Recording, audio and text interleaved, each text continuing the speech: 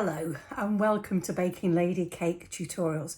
Today I'm going to show you how to make this really delicious, absolutely easy as anything, Japanese cheesecake soufflé. So it's a bit between a cross like a very soft fluffy cake and a soufflé, and it's absolutely delicious and it's really, really easy to make. And this is what we're going to be making. Okay, are we ready for this? So the first thing that we're going to be doing is putting some cream cheese into a bowl. So I've got my cream cheese in a bowl already, and you're going to need a wire whisk. There's not a huge amount of equipment that you need for this, but I need a wire whisk, a spatula, a metal spoon, and then if you've got muscles that you've got like Popeye, then you can use this wire whisk, or you can cheat and use this wire whisk.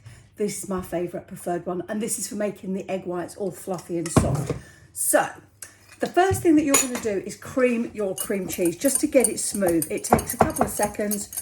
Put it into your bowl and give it a little whisk. And you want to get this nice and smooth. And then we're going to put this over a bowl of warm water, almost boiling but not quite, and you don't want to let the bowl touch the water in the bottom. So get that in and pop that over your bowl of almost boiling water. I love this recipe, it's so jiggly. My son first started doing this because he's really interested in Japan, and he decided that he wanted to make this cake that he'd seen online, and he had a go, and the first couple of goes that he did were quite interesting. The first one, he didn't line his tin properly, and as a result it went a bit like a mutant flour, which was fine. It tasted superb, it tasted really lovely, but it looked a bit mutant. So what I will do is I'll explain to you the tin now. So you need a 6-inch tin, 6-inch tin like this. You want it fairly deep, so this is about, I don't know, 2.5, 3 inches. And what you need to do is you need to line the bottom and the sides. So use some of this fry light stuff, nonsensey stuff. Base in, and then my paper wasn't quite big enough, so I've got a little piece on the side, and you want it about 5 or 6 inches deep.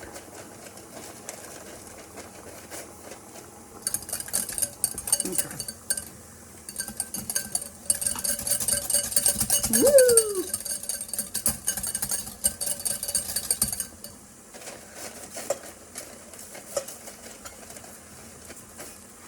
That's my tin done. I burnt the bottom of my paper. Oops. So now my cream cheese has gone very liquidy, like that. And you can add in your butter. So add in your butter. And you want to make sure that that goes very soft as well. So we're just going to sort of melt it. So that looks like that. And once that's melted, the next thing you're going to add in is your milk. How cute is this jug? So you're going to add in your milk. I've never seen milk come out of a cow's mouth before.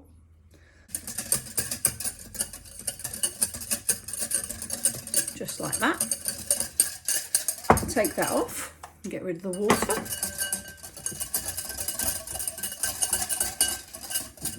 Give it a really good mix. And then the next thing you're going to do is you're going to sieve in on top of it your corn flour and your plain flour. So plain flour.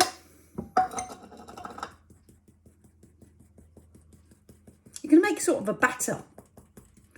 I love this recipe, it's so easy to do. And your corn flour. And using the sieve, make sure you get extra air in. So there's 3 ways that you're going to aerate this. The first one is going to be mechanical aeration. The second way is going to be aeration with the eggs. In fact, it's only 2, not 3, because we're not using baking powder. I don't really know what I'm talking about most of the time. It's quite funny, really. Anyway, So you've now got this lovely paste. And then we're going to break our eggs up. I'm quite good at breaking eggs most of the time. Sometimes I break them when I'm not supposed to break them, so I won't separate the eggs from the egg whites. So you want a large clean bowl, and you want the egg whites going into here, and the egg yolks are going to go into your paste. So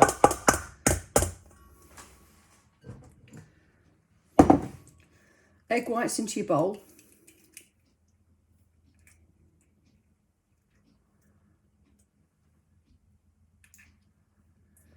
Egg yolks into your paste.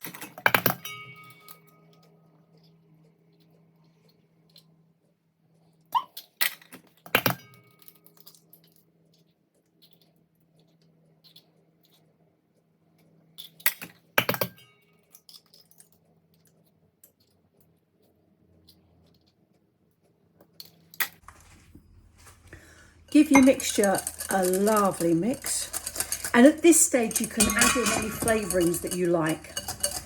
So I'm going to add in vanilla to this. Use proper essence. Don't use the synthetic flavourings. So I'm going to use a couple of capfuls, but you can use lemon essence. You can use orange. Almond works really, really well. Or you can just leave it plain. But I love the lemon. I love the vanilla essence. So lid on. So you've now got a fairly liquidy, smooth paste, and that will just cool down onto your egg whites. I love this recipe, it's so simple. Now I've got my sugar in a bowl, it's caster sugar, and then I've got my 4 egg whites. So I'm just going to whisk this.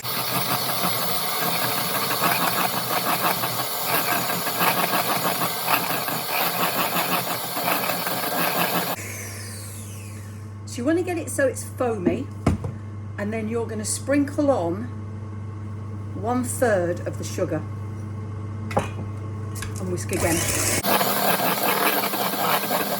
Add another 1/3.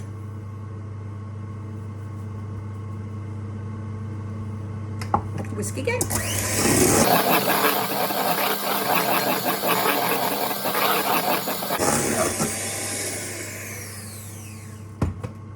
So we don't want this where you can tip the bowl over your head, but we want to get lots of lovely air in.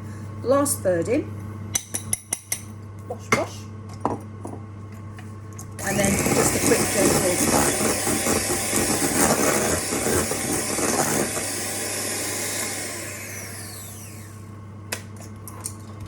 So that's all you do. Now, this is a soft peak. So it will leave nice, soft meringue that will flip over. You don't want it where it will hold its shape completely. So if I turn this upside down now, we want it flopping. That is a soft peak. Our bowl. And we're going to spoon in about 1/3 of the mixture. And we're doing this just to soften the meringue. What we don't want is to knock out all that air. So I'm being fairly vigorous, but I'm not beating 7 bells out of this.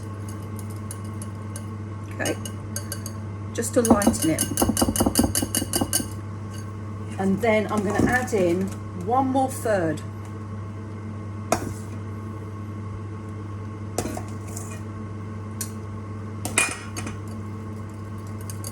Still using my whisk.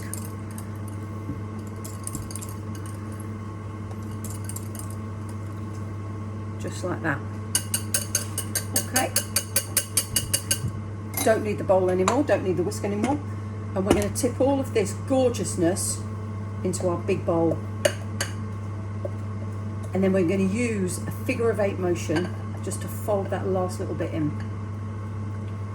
Scrape it all out, get every last little drop out. And then fold it in using a figure-of-8 motion.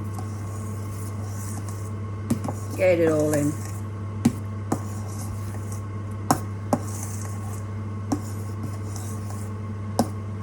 What this does is it makes sure that you don't knock out any excess air.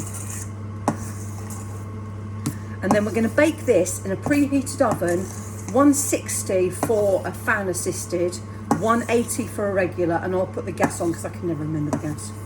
I don't want the gas. So once that's all folded in really gently, and they've got no big blobs of any mixture, take your tin and pour it all in. Whoop-a-daisy. Well, that went slightly wrong. Try and get it in the middle, not like I did.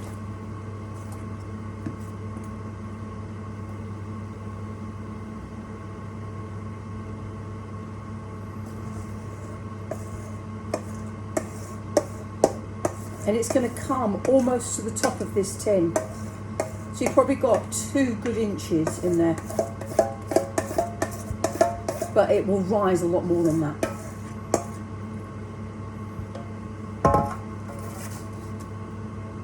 Get it all off the spoon. And get all that loveliness out of the bowl. And then we're going to make a bit of a bain-marie. So we need to put this into a tin or a bowl full of water about halfway up the sides because we want to stop the outside from over baking.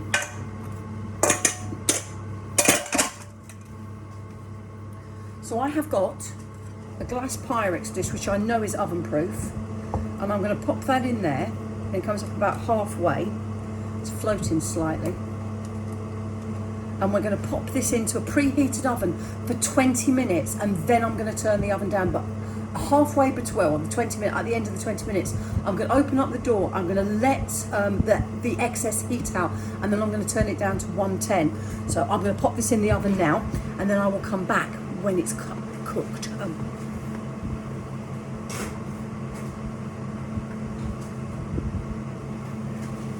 See you soon.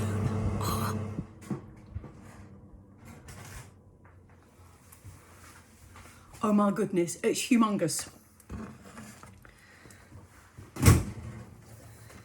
It is going to sink, let me tell you now. It will sink. Unfortunately, it does, but in all its beautiful glory. Oh.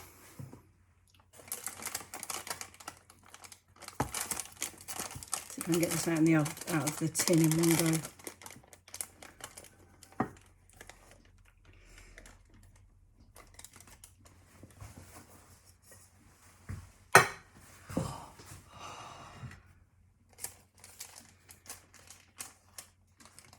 The taste is a cross between the softest, fluffiest cake and a souffle. If you don't like souffles, and I really, really don't like souffles, I guarantee that you're going to love this.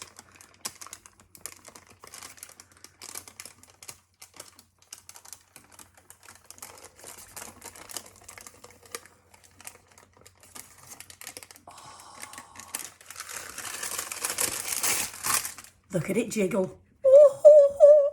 Jiggle. Jiggle for mama. You can either drizzle it with honey or maple syrup, or you can dust it like I am, really simply with icing sugar. And as I said, it is going to deflate slightly, so don't be thinking you've done something wrong, because it's going to probably lose about 1/3 of its height. Oh, my dog's just come into the kitchen. And then you're going to let this cool down. And I'm going to decorate it really simply with just a couple of fresh strawberries, because I'm going to be serving this when it's cold with some homemade raspberry and strawberry compote that I've made, and some freshly diced strawberries. So as soon as this is cold, I'm going to show you what it's like, and it's absolutely beautiful, and it's well worth making. And as you saw, it really isn't hard, so give it a go. Get your repertoire, which is a very big lovely word, up, and show your friends and family just what a fabulous baker you are, because you can do this. You can make that. Anybody can make that. Oh, I can't wait for a slice. See you again soon. Take care.